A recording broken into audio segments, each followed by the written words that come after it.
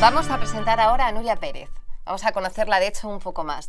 Publicista, madre, influencer y fuente de inspiración de nuevas historias sobre familia y escuela. Malabarista de la conciliación familiar y comprometida por tender puentes entre la escuela y los hogares. La huelga de los deberes la puso en el foco mediático con un mensaje escrito en su perfil de Facebook a favor del diálogo entre las familias y los profesores. Un mensaje que hizo que miles de personas se reconocieran en sus palabras, llegando a convertirse en algo viral. Desde sus portales online publica interesantes píldoras de conocimiento para educar de forma creativa a los más pequeños. Pues con ella vamos a empezar este bloque de la tarde, con Núria Pérez.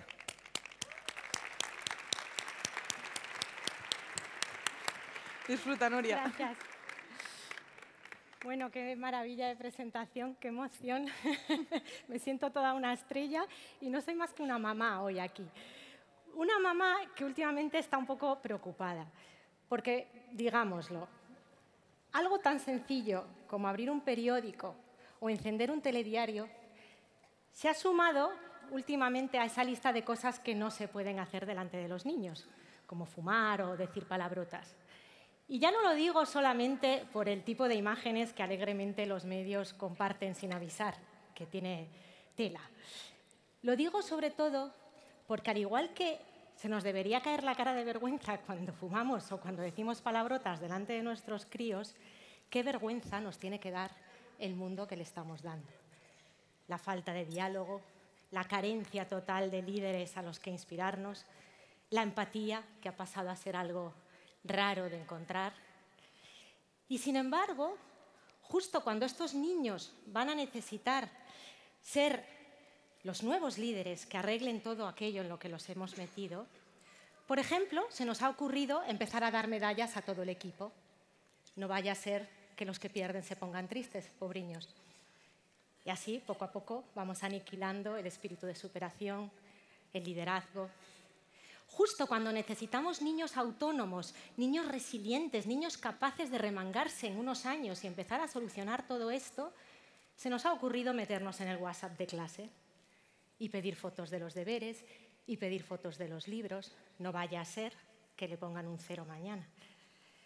Justo, sobre todo, cuando necesitamos nuevas ideas y nuevas soluciones, cuando necesitamos creativos que den la vuelta a esta tortilla, hemos empezado a llenar la agenda de nuestros hijos como si fueran presidentes.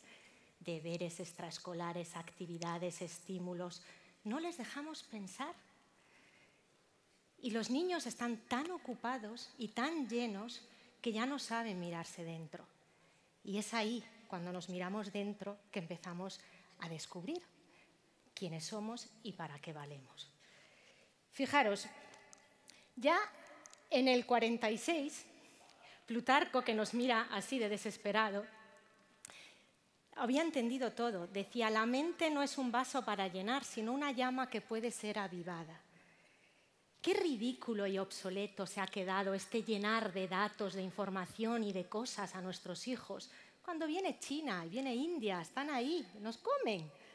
En vez de estar ocupados en vaciarles para que tengan tiempo de pensar, para que tengan tiempo de explorarse y descubrir las pasiones. ¿Cómo van a saber nuestros hijos qué talento tienen si no les queda tiempo ni para cenar? Sin embargo, cuando esto lo hacemos, cuando damos la posibilidad a nuestros hijos de autónomamente aburrirse y decirles, pues no hagas nada, no pasa nada, no te vas a enfermar, nuestros hijos de repente descubren que hay algo que les inspira. Y hoy por hoy, qué fácil lo tienen. Solo necesitan que se les deje en paz y pasan maravillas como esta.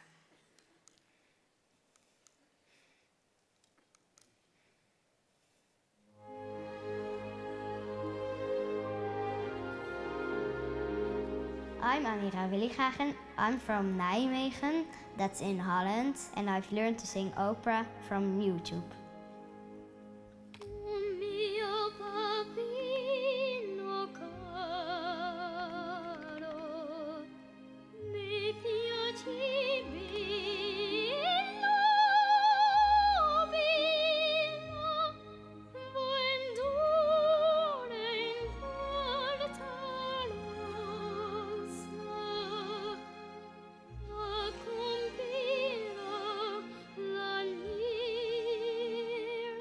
My brother's playing violin, and I said to my mother, I also want to do something. And mother said, you have to practice yourself. So then I was looking on YouTube to Andrea Bocelli. He has a beautiful voice, and I really want to sing like him. And I was listening at the words and sing with the computer so that I can do the same with my mouth. I was doing this and this and this and this, and then I was practicing, and then I was singing a song, and my mother was like, the important thing to sing opera is that you like it, because if you don't like it, then it's not fun.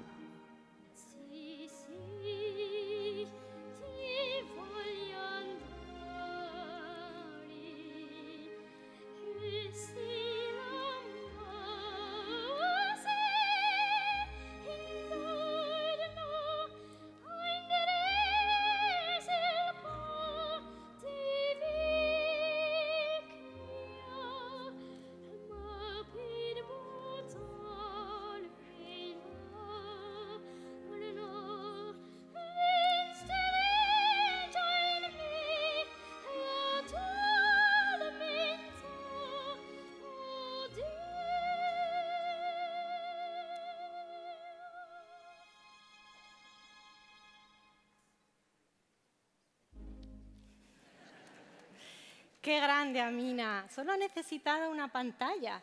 La madre no tenía dinero, todo el recurso había ido al hermano mayor, al que le tocó estudiar violín. Y qué maravilla los tiempos en los que viven nuestros hijos si solo les dejamos en paz. Esta es una historia maravillosa y basta cualquier búsqueda en Internet para encontrar muchos como Amina, niños haciendo cosas espectaculares que nos dejan con la boca abierta, niños que tocan instrumentos solos, que buscan tutoriales y se ponen a cantar y a bailar. Es maravillosa la historia de Amina y estoy segura de que su pasión y su tesón en el futuro le van a abrir un montón de puertas. Sin embargo, para mí, personalmente, una historia así no basta. Para mí, la verdadera historia es aquella en donde la pasión ya no solo la utilizo para encontrar mi talento y volverme una persona realizada, sino que la pasión la utilizo para cambiar el mundo. Por eso os traigo un nuevo tipo de historia. Es la historia de John Batteril. Este señor, desde que tenía 12 años, tuvo una pasión que era la de ir en canoa. John Batteril vive en Canadá, en Ontario, os podéis imaginar, no puede haber un sitio más bonito para ir con la canoa por las mañanas, viendo los lagos, los bosques. También es fotógrafo, pero de una manera bastante amateur. A él lo que le gusta es salir en su canoa y de vez en cuando fotografiar lo que ve, porque dice, me doy cuenta, ¿no? Me doy cuenta de que vivo en uno de los sitios más bonitos del planeta. Hace unos años, John Batteril se compró su primer smartphone. Y siendo como es, una persona llena de valores y una persona empática, pensó, quizás yo podría hacer una cosa fantástica. Quizás podría coger este smartphone, pegarlo a mi cámara, salir mañana en canoa, conectarlo a una red social y que otra persona, sabe Dios desde dónde, pedalee conmigo y reme conmigo. Por la mañana así lo hizo, salió en su canoa y al principio nadie viajaba, pero de repente, a miles de kilómetros de distancia, alguien escribió, Corey Feldman.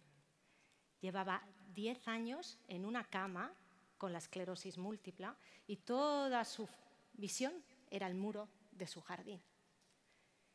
Cuando John la vio allí, en su pequeña pantalla, le dijo, no te preocupes, mañana te llevo a pasear. ¿Qué quieres fotografiar? Así que al día siguiente, John y Corey salieron en canoa y Corey le decía, más arriba, quiero ver ese árbol, a la derecha, allí qué hay. Y poco a poco Corey fue viendo el mundo. A John se le ocurrió compartirlo esa noche en Facebook y de repente un montón de fotógrafos se unieron a la historia. Yo estoy en Roma, yo también quiero enseñar Roma, yo estoy en la selva, yo estoy en el polo. Ha sido la revolución de los Virtual Photo Walks, un grupo de amateurs cambiando el mundo. Os voy a poner la historia de John, está en inglés, pero como os la he contado, estoy segura de que la vais a disfrutar igual. Freedom for me has always just been going for a walk in the woods, finding the perfect light and getting the shot.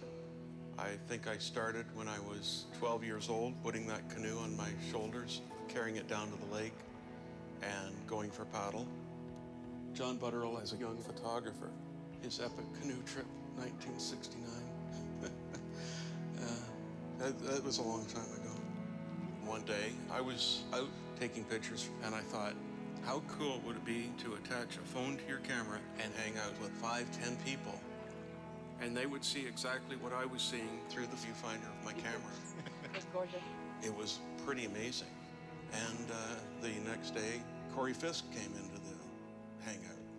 I love photography, and I have been living with MS 10 years, and this is my world.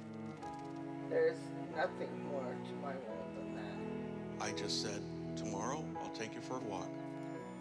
I'm gonna walk closer to that old tree over there. Down a little, Okay. a little more, right there. Lovely. Look up, look way up. Oh, I like that a lot. Yeah, macro that one. Got it. For a few brief minutes, she wasn't gonna be in that bed. She was gonna experience her own momentary escape.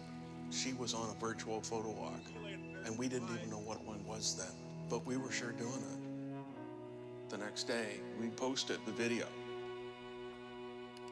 People saw it and started sharing it, and photographers all over the world jumped on board. So we're bringing lots of people around and giving them Hawaii view here. Oh, yes, we have the sea turtles. Look at this. Oh my goodness. We're in beautiful Cape Town, a couple of buffalo. This is Utah Lake.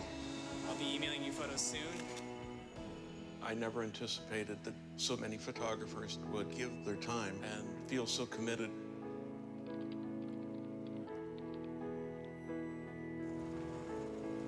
As a photographer, you're in a special place taking pictures, and now people are with you, and for that brief time, you're giving them a little bit of freedom. I'm just gonna sneak around here. It's a very rewarding thing. Can you guys see what I'm seeing at the moment? That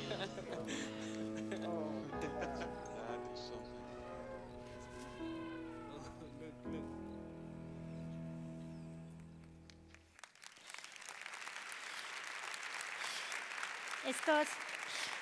Estos son los tiempos en los que vivimos, unos tiempos en los que a nuestros hijos les va a estar poquísimo para crear revoluciones, para cambiar el mundo.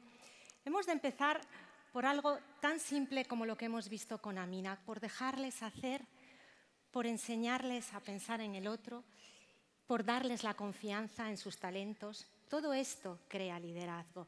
Pero veis, la historia de Amina y la historia de John enseña algo que para mí es clave. Y es que a mí como madre, llegado a este punto, yo no deseo y no sueño para mis hijas grandes talentos como los de Amina. Yo quiero una cosa mucho más simple. Que les importe. Que les importe de lo que está pasando. Que les importe de lo que tienen enfrente. Que les importe porque medios van a tener todos. Solo necesitamos que a nuestros hijos les importe. Como le importó a John y como le importa a una serie de niños que están cambiando el mundo, porque veis, si reflexionáis en la historia de John, él solo podría haber cambiado la vida quizás de decenas, a lo mejor centenares de personas. Pero lo bonito de esa historia fue que se creó una comunidad. Eso pasa de ser un fenómeno a ser una verdadera revolución. ¿Dónde pueden tener ese tipo de comunidad nuestros hijos? En las escuelas. Fijaros, esta niña cree en esto. La educación en valores es una vacuna contra la apatía. Esta es una niña a la que se le educó diciendo: tú no nos importa el sobresaliente, no vas a hacer grandes extraescolares, lo único que queremos es que aprendas del otro, que seas empática, que seas resiliente, que tengas toda esa serie de valores que te va a ayudar a encontrar los recursos que hay detrás. Se llama Katie Stagliano Es una niña crecida en un pueblecito de Carolina del Sur, a la que un día, en tercero de primaria, le dan una semillita en la clase de naturales, le dicen, bueno, si quieres puedes plantar esta semilla en el jardín de tu casa y nos vas contando. Es un pequeño experimento, a 2 o 3 de la clase le dieron la semilla. Ella se lo tomó con mucha responsabilidad porque era un poco el representante de su clase y empezó a dedicarse con muchísima dedicación y pasión a su semilla. La familia, que le dejaba autónomamente, que respetaba y valoraba todos sus intereses, le dejó un buen trozo del jardín y todos los instrumentos necesarios para que ella sola fuera creciendo esa semilla. Estaban ahí, pero estaban ahí en la sombra. Por ejemplo, cuando la vecina un día llegó a casa y dijo, me ha parecido ver merodeando un ciervo por la noche cerca de la planta de Katie, el abuelo enseguida le dio instrumentos al día siguiente y un martillo y construyeron una valla alrededor de la col que estaba creciendo con la semilla de Katie. Esa seguridad que genera en un niño el hecho de que una familia entera esté dedicada sin dedicarse, o sea, esté dedicada respetando la autonomía, hace que el niño se crezca y hace que las pequeñas cosas para el niño pasen a ser grandes cosas con la capacidad de cambiar el mundo. Poco a poco, la col de Katie creció y se convirtió en esto que veis aquí, 18 kilos de col. Cuando ya llegó la hora de recogerla, la madre dijo, ¿qué vamos a hacer? La niña se puso a pensar en ese mantra con el que había sido educada de los valores y recordó que había leído que cerca de su casa había un comedor social donde por las noches aquellos que no tenían podían ir a cenar. Mamá, préstame todas las ollas que tenemos en casa porque con esta col vamos a dar de cenar a toda la ciudad. Y así fue. La niña buscó en internet recetas de sopa, se puso a cortar y añadir especias y esa noche llevó la cena suficiente para 165 personas. Volvió a casa y ese momento de liderazgo empático, ese momento basado en los valores que tanto le habían inculcado, le hizo querer dar un paso más.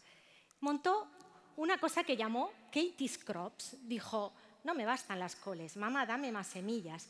Y la madre le dejó, respetando, le fue dando pedazos y pedazos del jardín hasta que el jardín era todo un huerto y ya no llegaba a cultivar más. Una vez por semana la niña iba al comedor social y poco a poco aquella niña de 8 años se fue haciendo famosa en toda la ciudad. Cuando llegó un momento que la madre ya no podía aportar más, ahí fue cuando formó equipo con la escuela. Y ahí es cuando esta historia de bonita e interesante se hace una historia grande. La profesora de Katie habla con la directora y deciden cederle un pedazo del jardín del colegio. Todos los niños se empiezan a involucrar. Mi madre me ha dicho que me da semillas de zanahoria, a mí me dan lechugas. Y poco a poco el colegio se fue llenando. Y la directora fue a hablar con otra directora.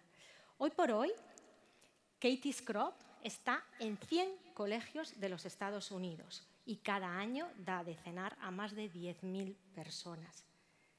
Lo que nos enseña esta historia es algo en lo que creo firmemente, y es que no hay nada más potente para cambiar la vida y la historia de un niño que el trabajo en equipo entre padres y profesores.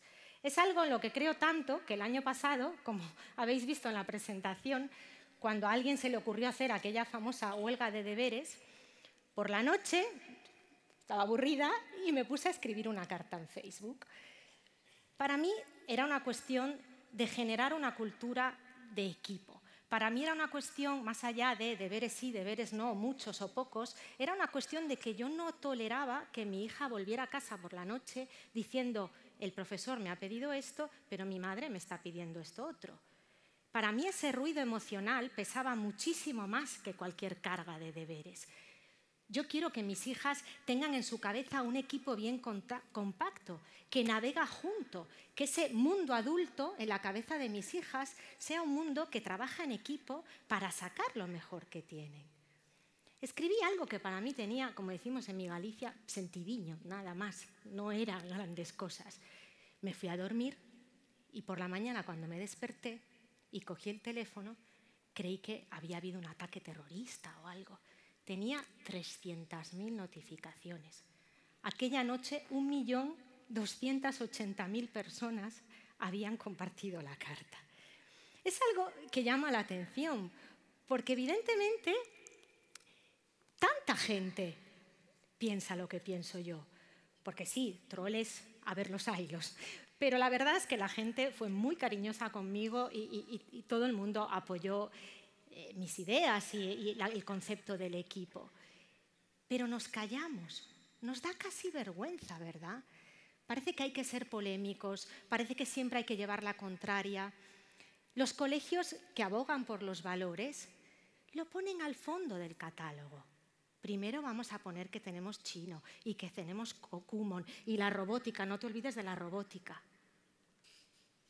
El orgullo de los valores, el orgullo de estar educando a nuestros hijos en lo que tienen dentro y no llenarles de 1000 cosas que pueden encontrar solos, como habéis visto con Amina. Es el foco que no debemos de perder. Padres y profesores juntos. Hay un montón de niños que gracias a la fuerza de este equipo están cambiando el mundo. Podía haberos traído un montón de otras historias hoy. Está Olivia Halliday, una niña que el año pasado con 16 años descubrió la vacuna para el ébola. Está Amma Kosinski, una chiquilla que acaba de inventar unas linternas que cambian la situación del tercer mundo porque no necesita ningún tipo de energía. Está gente como Jake Andraka, 15 años, nuevo diagnóstico del cáncer de páncreas. Hay niños de verdad haciendo cosas impresionantes, simplemente con esta ecuación, dejándoles hacer, respetando talentos y trabajando en equipo. Os he querido traer de todas las historias esta. Este niño, Demetri Maxim, una de las historias que me ha llamado más la atención este año, porque Demetri es un niño que demuestra que aún se puede dar un paso más respecto a lo que estamos hablando aquí. Demetri creció súper apasionado del esquí, es del Maine, con lo cual también cultura de montañas, pero tenía un problema el pobre. Su padre trabajaba mucho y a su madre le fallaban los 2 riñones, con lo cual la madre estaba limitada en casa con la máquina de la diálisis y nadie podía llevarle a entrenar y a las competiciones. Él era muy bueno y tenía realmente pasión, pero su madre se apoyó en el cole y el cole montó toda una red de apoyo para Demetri a través del WhatsApp, a través de cartas, a través de los vecinos, y siempre había alguien dispuesto a llevar a Demetri a entrenar, dispuesto a llevar a Demetri a las competiciones. Una maestra en concreto se empeñó en ir a todas sus competiciones y ser la que aplaudía en primera fila cada vez que le daban una medalla. El niño creció tan protegido, con esta red, este nido que crea un hogar emocional tan grande, padres y profesores todos a una, que creció convencido de que vale. Un niño al que se le deja hacer y se le protege desde la independencia es un niño que cree que merece. Y si yo creo que merezco, el lógico siguiente paso es puedo dar, porque valgo. Si yo hago todo por mi hijo no va a creer que puede dar nada. Así que cuando un buen día la madre de este niño estaba ya tan malita que le dieron meses, él se puso como una moto a intentar ver qué se podía hacer para conseguir un trasplante, qué se podía hacer para mover la historia de su madre por el país. No se pudo hacer nada y no hizo, gracias a Dios, falta, porque tuvo la suerte la madre de que en un par de meses tuvo un riñón y se curó. Pero a Demetri esta cosa le había generado ya huella, le había generado ya ruido. Había aprendido ya que cada día en su país mueren 12 personas esperando riñones y decidió que quería hacer algo, y aquellas tenía ya 13 años. Empezó a estudiar ciencias todo su tiempo libre, los fines de semana, las vacaciones, las horas libres, con ese profesor que le llevaba a las competiciones de esquí y que ahora le llevaba todas las tardes mientras la madre se recuperaba al laboratorio, a comprar materiales. Poco a poco se fue haciendo una cultura que superaba la cultura de su edad y de su curso, y al profesor se vio limitado, le dijo ya no te puedo ayudar. Así que Demetri empezó a pedir ayuda a laboratorios más grandes. La madre y el maestro se sentaron juntos un día y la madre dijo, vale, vamos a ver, nosotros vivimos aquí. Con mi condición física yo estoy dispuesta a conducir 1 hora. Hicieron un círculo de lo que era los 100 y pico kilómetros que podía hacer la madre y descubrieron que en ese círculo había 70 entre laboratorios, universidades y escuelas superiores a las que este niño podía ir para ver si podía seguir formándose. El maestro le ayudó con la madre a escribir 75 cartas. Dijeron, vamos a escribir 75 cartas y vamos a ver si encontramos a alguien que realmente esté dispuesto a seguir formándote. La pasión de este niño, el tesón y el equipo hicieron que no solo le respondiera uno, sino que el que le respondió fue nada más y nada menos que el profesor de química de Harvard, que le dijo, si tú quieres y en verano no tienes nada que hacer, vente. Antes de llegar a Harvard, Demetri vio una película de ciencia ficción. En aquella película se creaban seres humanos basándose en células y en cosas raras que al niño le llamaron la atención. Y cuando llegó a Harvard el primer día dijo, dejarme aquí una esquinita que me pongo porque tengo una idea, voy a hacer un riñón artificial. Todos los estudiantes, famosos estudiantes de Harvard, con ese pequeño ego con lo que llegan a estudiar, veían a este chiquillo de 15 años y se reían. Le bastaron 4 meses. Hoy por hoy, el primer estudio de células estaminales que se convierten en células de riñón y que han sido implantadas en una rata y están funcionando, las ha hecho este chiquillo. Dice que hubo un momento en el que tenían que ir la mañana siguiente a ver la rata y a analizar esta rata en el microscopio y ver si realmente estaba funcionando. Y dice, tardamos 3 horas porque yo no quería acercarme a ese microscopio si no estaban mi madre, mi maestro y yo. Todos. Era un mérito de todos y fue el trabajo en equipo.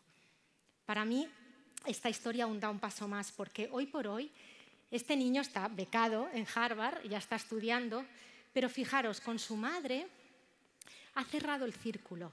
Demetri pasa todo su tiempo libre y todas las vacaciones en ese cole donde estudió, ayudando a los niños que no tienen apoyo familiar, ayudando a los profesores que quieren ayudar a potenciar talentos en el colegio. Porque cuando tú te sientes apoyado, cuando sientes que tus valores están alineados, familia y cole, es tu familia la escuela. Te sientes parte de ella y ya no la quieres abandonar. Ese debería de ser el objetivo final que si yo personalmente tuviera un colegio perseguiría, que cuando se van mis chiquillos con 18 años sientan la misma sensación que cuando dejan la casa con los padres, que están dejando una parte de la familia, una parte clave que les ayudó ya no solo a llenarles, sino que les ayudó a sacar lo que realmente tenían. Os quería dejar una última historia hoy, porque sé que a veces cuando cuento estas historias, sobre todo los que sois madres y padres, pensáis, claro, pero es que estos son niños súper talentosos, estos son genios, mi hijo es un niño normalito, que apenas me saca un bien y un notable. Esta ecuación vale para cualquier tipo de niños, niños normales, y sobre todo esta es una ecuación que vale para los niños que etiquetamos como problemáticos. La siguiente historia es la historia de Chiro Ortiz. Este es un niño que creció en Brooklyn en un sistema de guarderías, que es el sistema de Nueva York terrorífico, donde hay más competencia que para entrar a trabajar en McKinsey de mayores. Y era un niño que hablaba muy poco. Era un niño que con 2 años y medio apenas decía mamá y papá y cuando le apetecía. Con lo cual fue a entrar en la primera guardería y a los 2 meses este niño aquí no puede estar. Porque nosotros necesitamos niños estimulados que vayan luego a entrar en ciertos tipos de escuelas primarias de la ciudad. Lo echaron. Y así en 2 guarderías, y en 3 y en 4. Fue pasando el tiempo, Chiro fue creciendo y llegó a la escuela primaria. Y ahí encontró un profesor que os quería dejar como último ejemplo de hoy, porque el esfuerzo que hizo fue aparentemente mínimo, pero creó un cambio radical. Simplemente cogió esa historia y esa etiqueta y le dio la vuelta. Un niño que habla poco es un niño que sabe escuchar. Qué diferente historia. De repente, el niño ya no tenía un problema. El niño había nacido con un gran talento. Y como hemos visto en todas las historias de hoy, basta un talento hoy para cambiar realmente el mundo.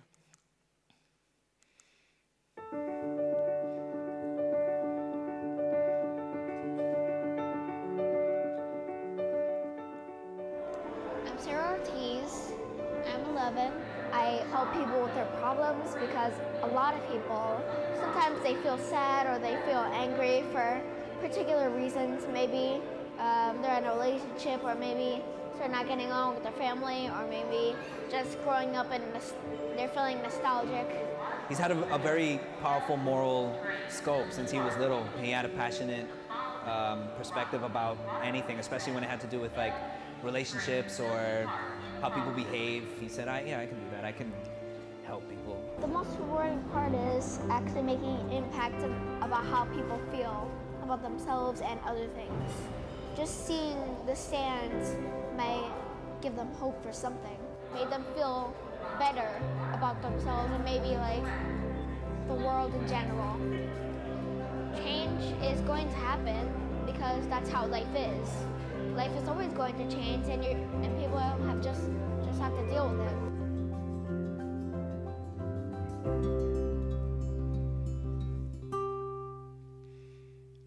Qué poco bastó, ¿verdad? Y esta es una historia que creo es un buen resumen de todo lo que hemos estado hablando hoy. Un niño en el que se cree, un niño que se deja autónomamente, se le está dejando en el metro de Nueva York solo, los padres se van y ahí le dejan con una mesa. Un niño convencido de que lo que tiene merece, y como merece hay que compartirlo. Creo que a la hora de educar a nuestros hijos en el cole y en las familias, una cosa clave es perder este enfoque que estamos teniendo en el corto plazo. Cada vez que hacemos y corremos al WhatsApp de clase, pensamos en el corto plazo, en el 0 que le van a poner mañana. Cada vez que llenamos los catálogos de los colegios con las súper extraescolares y las súper actividades, pensamos en el corto plazo, en que los niños se matriculen en ese curso. El enfoque en el largo plazo es un enfoque mucho más basado en sacar, poco a poco, en ir potenciando a base de valores con orgullo, porque los valores es lo que hacen de nosotros las personas capaces de hacer las revoluciones que hemos visto hoy. Yo no quiero que mis hijas sean perfectas, no quiero sobresalientes, no quiero que hablen chino o que sean unas máquinas de la robótica.